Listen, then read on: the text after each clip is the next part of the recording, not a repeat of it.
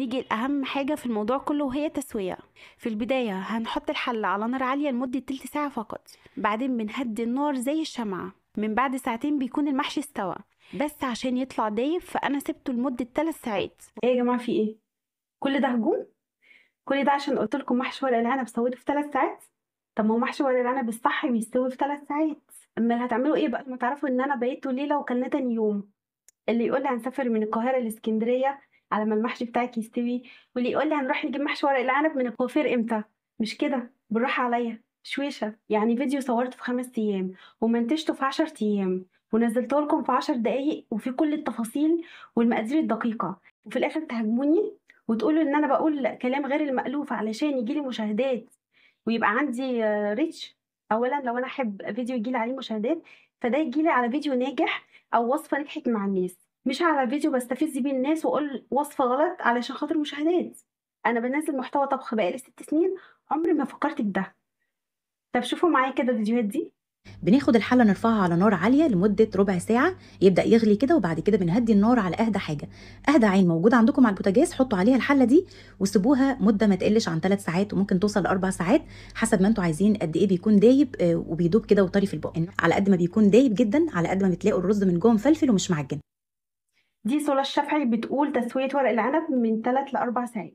اللي عنده حله ضغط انصحه انه يعمله في الحله الضغط، لانه فعلا لما بنجربه فيها خلاص بيبقى تسويته اسرع واسهل بكتير. اللي ما عندوش يقدر طبعا يستخدم حله عاديه، هيغطيها ويحطها على النار درجه حراره عاليه الاول، لما توصل للغليان يهدي عليها خالص خالص ويسيبها تقريبا ساعتين ونص 3 ساعات لما توصل للسوى اللي هو حابه. فكل بس اللي انا بعمله ان انا بسيبه يبرد وهو متغطي، يعني لما يوصل بس لدرجه حراره الغرفه يتقدم بقى بعد ما برد شويه. بجد طعمه رهيب بالذات لما بيتسوى في الحله الضغط، او لو هنسويه على البوتاجاز يبقى نهدي الحراره على اقل حاجه ونسيبه ياخد وقته 3 ساعات ساعتين ونص لحد ما يبقى بالقوام اللي انتوا شايفينه ده. هو بيطلع كده سواد بيرفكت، مش معجن وفي نفس الوقت طري جدا.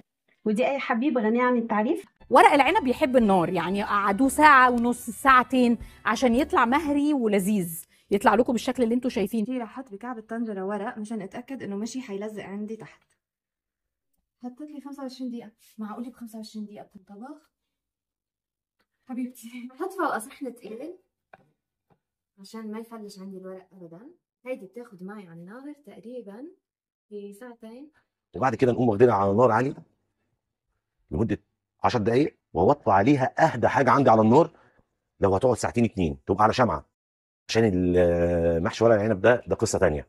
انه انا جاي على بالي اطبخها على الطريقه الحلبيه، يعني خليها 10 ساعات 12 ساعه على النار. اي والله خواتونا لسه بيقولوا 12 ساعه بيحطوا لي ابرق، نحن بنطبخه ان اخذ وقت ساعتين، يعني ساعتين بيطلع مستوي. لا ده مالناش دعوه بيه. نيجي بقى للفيديو اللي انتوا هاجمتونا عليه، هرد على كل الاسئله اللي انتوا قلتوا لي عليها في الكومنتات.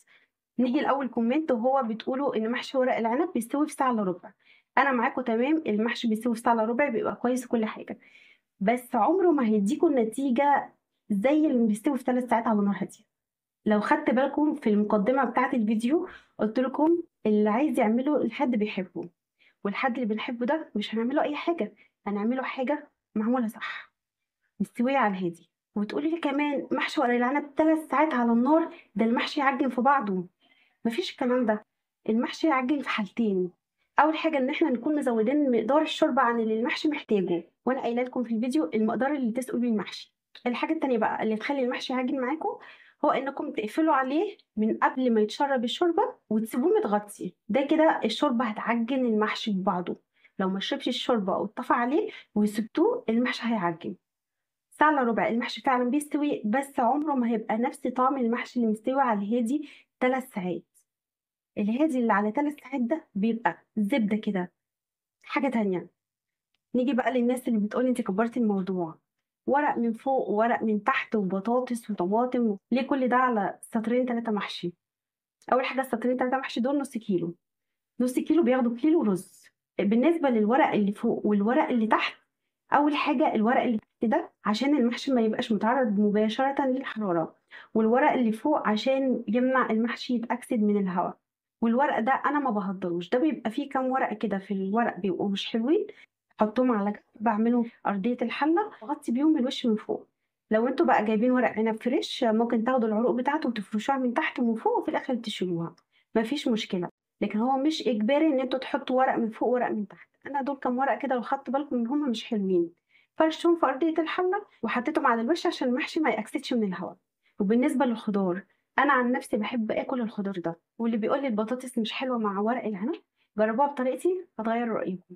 وبالنسبه لورقه الزبده اللي على الوش دي ممكن ما تحطوهاش، مش قصه، بس دي بتمنع اول سطر ان هو يسود. لو خدتوا بالكم لما احنا بنسوي المحشي هتلاقوا اول سطر الورق غامق، وبتنزلوا للصفوف اللي تحت بتلاقوا الورق كله فاتح. ده بيبقى بسبب ان اول سطر ده خد هوا واكسد.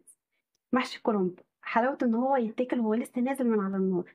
بالنسبه بقى لمحشي ورق العنب حلاوته بقى ان هو يقعد ويهدى ويبرد كده براحته وبعد كده ناكله. هو بيتقدم اصلا في معظم البلاد مقبلات. وفي حاجه كمان، في حد بيقول لي ده المحشي السوري هو اللي بيقعد 3 ساعات وبيقعدوا كمان ل 12 ساعه. الفرق بقى بين المحشي السوري والمحشي المصري هو في تكنيك الخلطه. المحشي السوري بيعمل ني في ني، ما بنسبكش الطماطم مع البصل زي ما احنا بنعمل في المحشي المصري. بالنسبه بقى للناس اللي مش بتحب النعناع فما تحطوهوش. النعناع بقى بحطه ليه؟ انا ما بحطوش كطعم، انا بحطه عشان المحشي كله مسبك، ففي ناس عندها مشاكل في القولون فالنعناع بيساعد على الهضم شويه، وفعلا حقيقي طعمه ما بيبانش.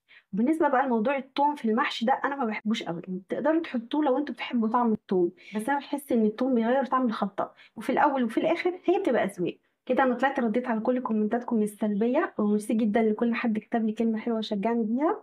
واتمنى دايما تكتبوا لي كلام كويس، لان فيديو زي ده انا تعبت فيه وكان نفسي كلام يبقى الطف من كده. في حاجه كده اخيره حابه اوضحها لكم، انا عمري ما انزل فيديو فيه معلومه غلط او حتى مش متاكده منها لمجرد ان انا عاوزه استفز الناس عشان اخد مشاهدات.